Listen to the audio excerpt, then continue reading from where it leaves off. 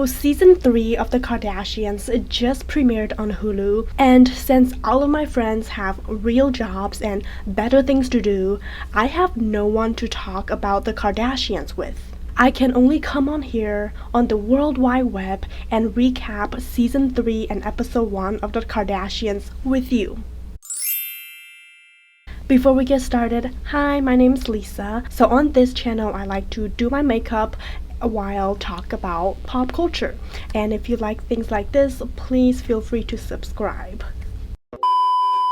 So starting this season, they got the rights to a Beyonce song, okay? They started playing Cuff It by Beyonce. I was shook. I was like, dang, they got the budget this season. Because normally, they usually play like retail store pop music, you know what I'm talking about? Just generic songs that you will hear when you're shopping at a dying mall or something.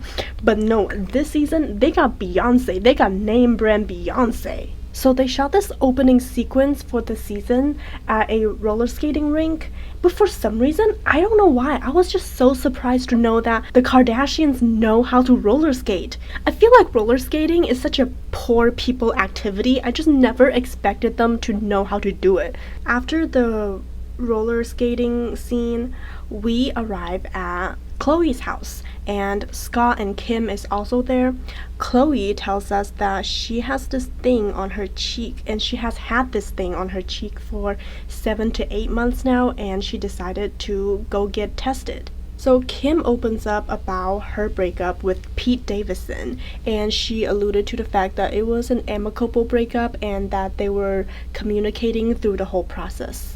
And then Khloe opens up about having trouble connecting with her new baby that she had via surrogacy.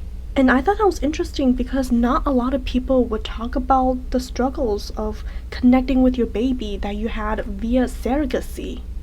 And I'm sure there's a lot of shame even surrounding those words. So I thought it was very brave of Khloe to admit that she is having trouble connecting with her new baby. So now we move on from that conversation between Kim, Khloe, and Scott to another conversation between Kim and Kris at Kim's house. And they showed these shots of the inside of Kim's beige minimalistic house. And remember a few years ago when Kim showed the world the inside of her house and the internet hated it? And I hated it too, okay? I thought it was like a soulless, sad void that I just never want to be anywhere near it. But now that I'm looking at it, I'm like, I don't know. This minimalism, it's kind of giving recession core, okay? I love it. So Kim and Kris talks about the fact that Kim has been invited to be the creative director of Dolce & Gabbana's upcoming show in Milan.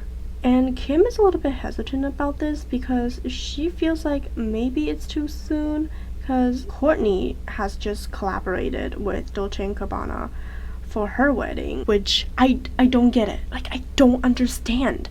These rich people and their manufactured problem, like, I don't understand. I don't get it. Because for me, from my perspective, all I'm seeing is just Dolce & Gabbana, a company, has worked with Kourtney.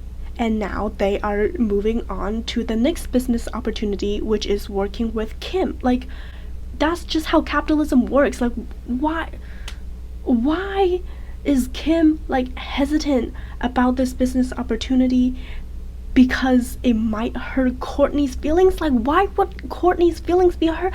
I don't get it. But you know what? I'm not gonna let that stop me from watching this show. I love watching all these millionaires complaining about the great business opportunities that they get while I get ghosted by recruiters. I love it. I love the pain.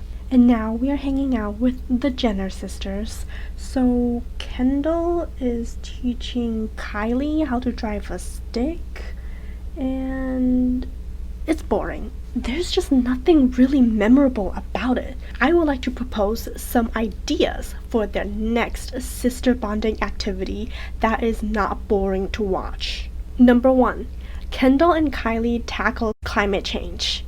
It's a fun little segment where Kendall and Kylie takes tangible actions to prevent climate change. And we can even spell climate with a K. Number 2, Kendall and Kylie share their wealth. For the premise of this, it could just be Kendall and Kylie Venmoing large amounts of money to some pathetic loser who has nothing better to do than to recap Kardashian episodes on the internet.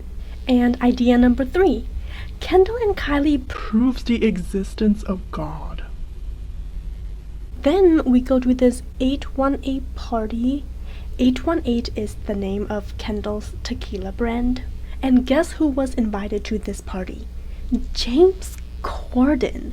The way that they introduced James Corden this season was so odd because when we first see him, we see him giving Chris a shoulder massage, like the creepy coworker that has thousands of HR complaints against him. So although this party was to honor Kendall's tequila brand, you can tell that Kendall did not put this party together because she was so surprised that there was a robot making drinks at her party. And then rich antics ensue where this guy on a jetpack delivers an A1A bottle to Kendall. I don't get it. But every time I see Stormy on the screen, I'm just so curious about what kind of childhood is this kid having? Can you just imagine going to a normal family dinner and then you see a robot, a guy on a jetpack, and celebrities being there? That's wild. The craziest thing that's ever happened at my family dinner was that one year when I was a vegetarian and I had to cook my own food.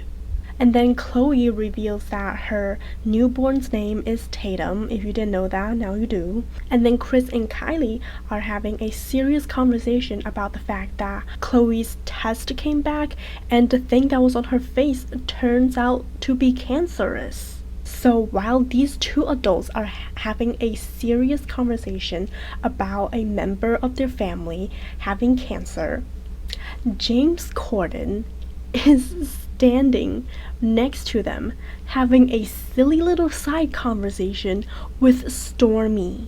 And at certain angles, you don't even see Stormy, so it just looks like James Corden is bending over to talk to Kylie's butt.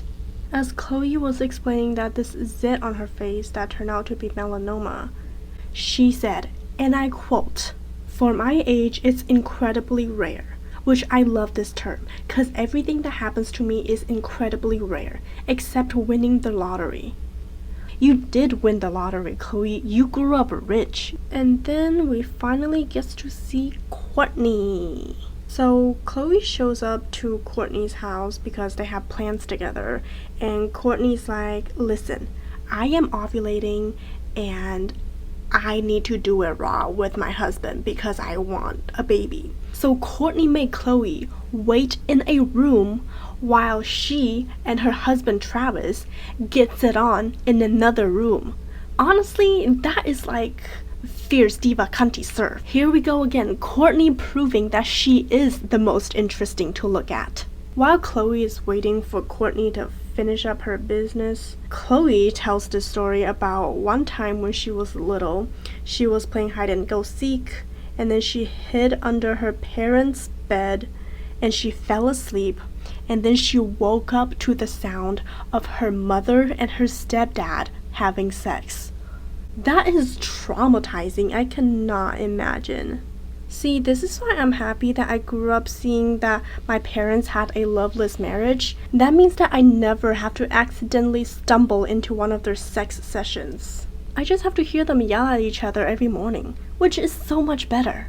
Kourtney comes back and she talks about her fertility journey. She said that when she was in her late 30s, she froze some eggs and none of the eggs survived the thaw.